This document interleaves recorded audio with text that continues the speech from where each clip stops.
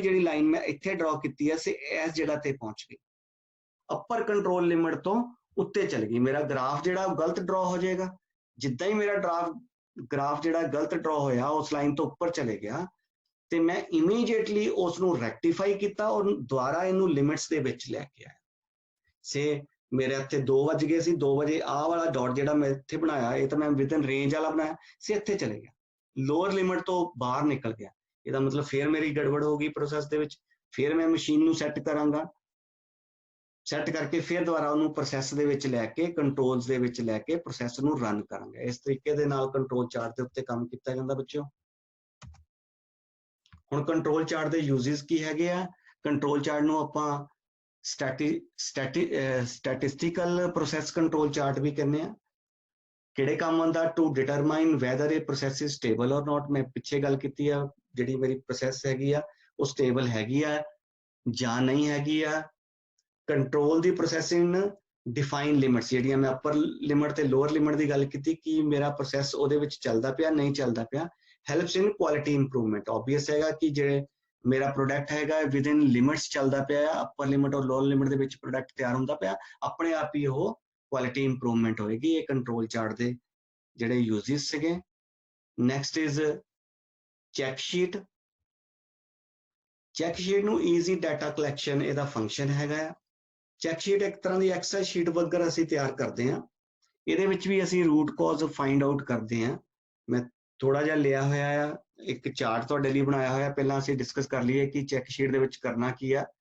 When data is to be collected by some person or at the same location, जदों किसी same person द्वारा same location दे उत्ते असीं data collection करनी है तो उस चैक शीट नूं यूज करांगे। When collecting data from a production process, तो आपां कोई डाटा कलैक्ट करना उदों भी। solve problem faster and earn management support। Immediately कोई डाटा जिहड़ा फास्टर ढंग दे नाल आपां कलैक्शन करनी आ वो चैक शीट दे उत्ते असीं कर सकदे हां। हुण असीं देखदे हां किसी इंडस्ट्री दे विच कोई प्रॉब्लम आ रही है, उहदे च असीं एक साइड ते लिख लिया डिफेक्ट टाइप इवेंट्स अकरेंस। कोई इवेंट्स कदों अकर होईयां से इन्हें लिया supplied parts rusted, miss aligned weld, improper test procedure, wrong parts issued, film on parts, voids in casting। ये किसी प्रोडक्ट साडा गलत बनता पिया सीगा, सानू पता नहीं लग रहा सीगा भी ये साडा प्रोडक्ट गलत क्यों बनता पिया। मैं इस तरीके दे नाल एक वीकली चार्ट तैयार कर लिया जिहदे संडे मंडे ट्यूसडे वैडनसडे मैं विच पाता। मैं देखिया मंडे मेरी ये प्रॉब्लम जी सप्लाइड पार्ट्स रस्टेड दी आई आ 1 2 3 4 5 6 7 8 9 9 बार आई। ट्यूसडे 1 2 3 4 5 बार आई, वेडनेसडे 4 बार आई, थर्सडे 2 बार आई। सिमिलरली मिस अलाइंड दी प्रॉब्लम मेरी मंडे नहीं आई, ट्यूसडे आई है 3 बार आई है, वेडनेसडे थर्सडे नहीं आई, फ्राइडे जाके 2 बार आई है। सिमिलरली रॉन्ग पार्ट इशूड दी प्रॉब्लम मंडे 1 बार आई है, वेडनेसडे 2 बार आई है। सिमिलरली मैं सारा जिहड़ा डाटा सी वो लाइन्स मार के कर लिया और एंड दे विच वीकेंड दे उत्ते मैं देख लिया कि मंडे ट्यूसडे वेडनेसडे ये टोटल सम इहदा कितना हुंदा है। 20 टाइम्स मेरी प्रॉब्लम हफ्ते दे विच आई है सप्लाइड पार्ट्स रस्टेड दी। इसी तरह मिस अलाइंड दी प्रॉब्लम मेरी 5 बारी आई है, प्रॉपर टेस्ट प्रोसीजर मेरा 0 रहा। इस तरीके दे नाल मैं देख लिया सारे प्रॉब्लम मेरी किन्नी किन्नी बार आई है। ये सब तो ज्यादा मेरी प्रॉब्लम केड़ी आई है?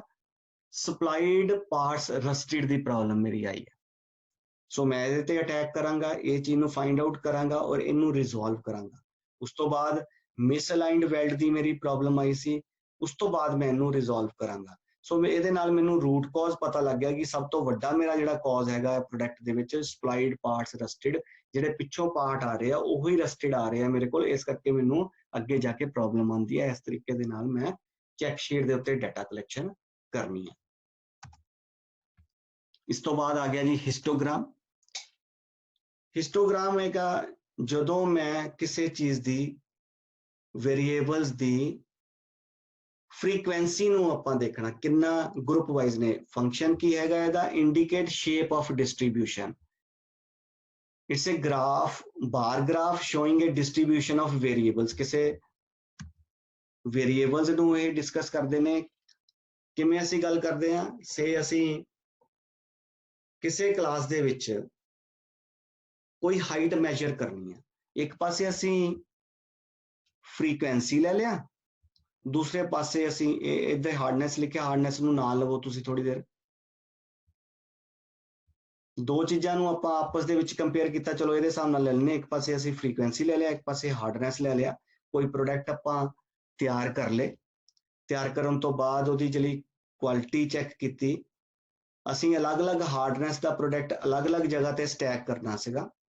ਅਸੀਂ ਉਹਦੇ ਵਿੱਚੋਂ ਦੇਖਿਆ 27 ਤੋਂ ਲੈ ਕੇ 28 ਤੱਕ ਜਿਹੜੇ ਪਾਰਟਸ ਨੇ, ਜਿਹੜੀ ਹਾਰਡਨੈਸ 27 ਤੋਂ ਲੈ ਕੇ 28 ਤੱਕ ਹੈਗੀ ਆ, ਉਹ ਇੱਥੇ ਤੱਕ ਜਿੰਨਾ ਕੁ ਤੱਕ ਗ੍ਰਾਫ ਬਣਾਇਆ 2.5 ਰਹੀ।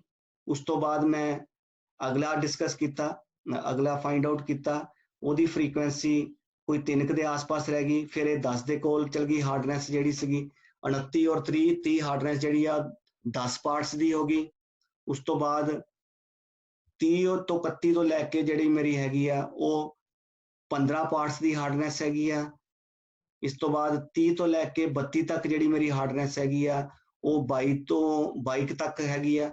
ਸਾਰੇ ਮੈਂ ਇਦਾਂ ਫਾਈਂਡ ਆਊਟ ਗਰੁੱਪਿੰਗ ਕਰ ਲਈ, ਫ੍ਰੀਕੁਐਂਸੀ ਕਿਹੜੀ ਹਾਰਡਨੈਸ ਦਾ ਪ੍ਰੋਡਕਟ ਕਿੰਨੇ ਪ੍ਰੋਡਕਟ ਹੈਗੇ ਆ, ਔਰ ਇਹ ਮੈਂ ਚਾਰਟ ਡਰਾ ਕਰ ਲਿਆ ਇਸ ਤਰੀਕੇ ਦੇ ਨਾਲ, ਔਰ ਉਹਨੂੰ ਉਸੇ ਤਰੀਕੇ ਦੇ ਨਾਲ ਮੈਂ ਅੱਗੇ ਡਿਫਰੈਂਸ਼ੀਏਟ ਕਰਕੇ ਅੱਗੇ ਪ੍ਰੋਸੈਸ ਲਈ ਫਾਰਵਰਡ ਕਰ ਦਿੱਤਾ। ਸੋ ਇਹਦੇ ਵਿੱਚ ਕੀ ਹੈਗਾ ਆ, ਅਸੀਂ ਦੋ ਵੇਰੀਏਬਲਸ ਨੂੰ ਆਪਸ ਦੇ ਵਿੱਚ ਕੰਪੇਅਰ ਕਰਨਾ ਆ, ਔਰ ਫ੍ਰੀਕੁਐਂਸੀ ਨੂੰ ਨੰਬਰਸ ਦੇ ਨਾਲ ਅਸੀਂ ਕੰਪੇਅਰ ਕਰਨਾ ਵੀ ਕਿੰਨੇ ਹੈਗੇ ਨੇ। ਆਪਾਂ ਦੂਸਰੀ ਐਗਜ਼ਾਮਪਲ ਡਿਸਕਸ ਕਰਦੇ ਹਾਂ। ਕਲਾਸ ਦੇ ਵਿੱਚ ਅਸੀਂ ਫਾਈਂਡ ਆਊਟ ਕਰਨਾ ਆ ਵੀ ਕਿੰਨੀ ਹਾਈਟ ਦੇ ਸਟੂਡੈਂਟਸ ਕਿੰਨੇ ਹੈਗੇ ਆ। ਅਸੀਂ ਕੀ ਕਰਾਂਗੇ, ਇਸ ਸਾਈਡ ਤੇ ਨੰਬਰ ਆਫ ਸਟੂਡੈਂਟਸ ਲੈ ਲਾਂਗੇ, ਦੂਸਰੀ ਸਾਈਡ ਤੇ ਹਾਈਟ ਮੈਂਸ਼ਨ ਕਰ ਦਾਂਗੇ। ਸੇ 150 ਸੈਂਟੀਮੀਟਰ ਹੋ ਗਿਆ, ਫਿਰ 160 ਹੋ ਗਿਆ, ਫਿਰ 165 ਹੋ ਗਿਆ, 170 ਹੋ ਗਿਆ। ਇਸ ਤਰੀਕੇ ਦੇ ਨਾਲ ਮੈਂ ਉਹਨੂੰ ਬਣਾਤਾ। ਹੁਣ ਮੈਂ ਸਭ ਤੋਂ ਪਹਿਲਾਂ ਦੇਖਿਆ ਕਿ ਮੇਰੇ ਕੋਲ 150 ਸੈਂਟੀਮੀਟਰ ਦੇ 3 ਬੱਚੇ ਹੈਗੇ ਆ। ਮੈਂ ਤਿੰਨਾਂ ਨੂੰ ਗਰੁੱਪਿੰਗ ਕਰ ਲਈ, ਫ੍ਰੀਕੁਐਂਸੀ 3 ਆ ਗਈ। ਇਸੇ ਤਰ੍ਹਾਂ ਹੀ ਅਲੱਗ-ਅਲੱਗ ਹਾਈਟ ਦੇ ਬੱਚਿਆਂ ਨੂੰ ਅਲੱਗ-ਅਲੱਗ ਫ੍ਰੀਕੁਐਂਸੀ ਦੇ ਹਿਸਾਬ ਨਾਲ ਮੈਂ ਖੜੇ ਕਰ ਦਿੱਤਾ, ਔਰ ਮੇਰੇ ਕੋਲ ਹਿਸਟੋਗ੍ਰਾਮ ਇੱਕ ਡਰਾ ਹੋ ਗਿਆ।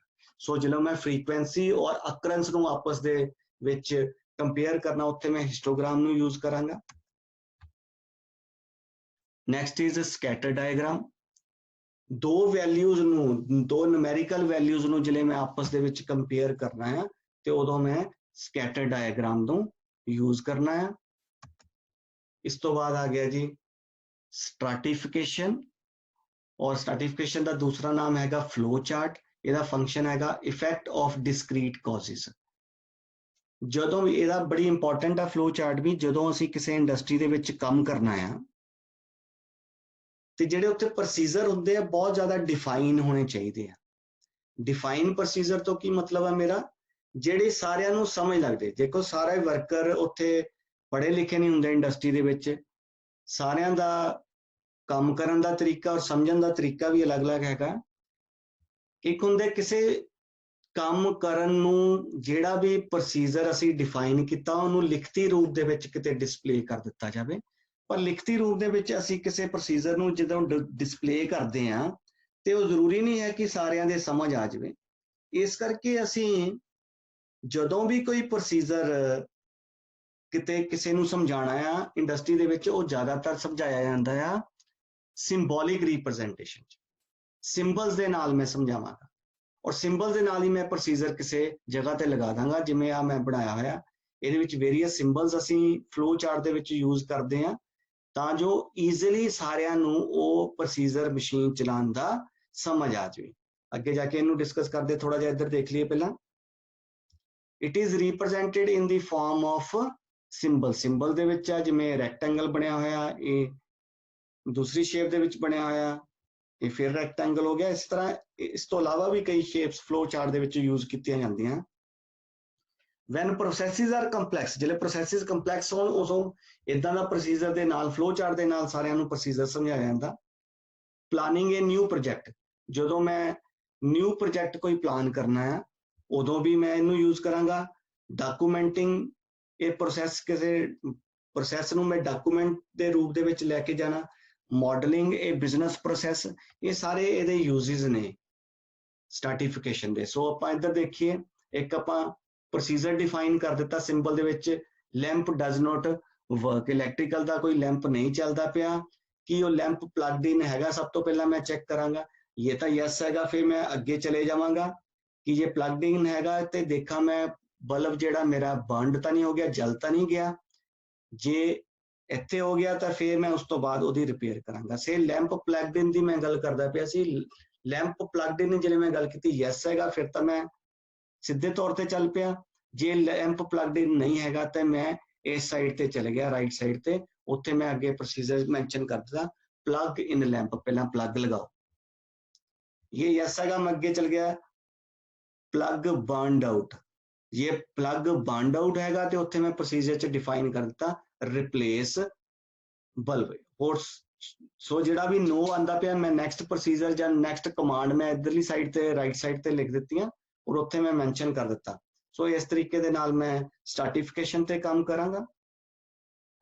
इस दे नाल ही मेरे सारे क्वालिटी टूल्स जिहड़े आ वो ठीक हो सारे डिस्कस हो गए आ। पहला पार्ट मेरा जिहड़ा क्वालिटी मैनेजमेंट चैप्टर दा है वो अज खत्म हो जाता है। दूसरा पार्ट मैं जिहड़ा हैगा तुहाडे कोल जल्दी ही लैके आवांगा। उदों तक लई धन्नवाद, थैंक यू, सत श्री अकाल।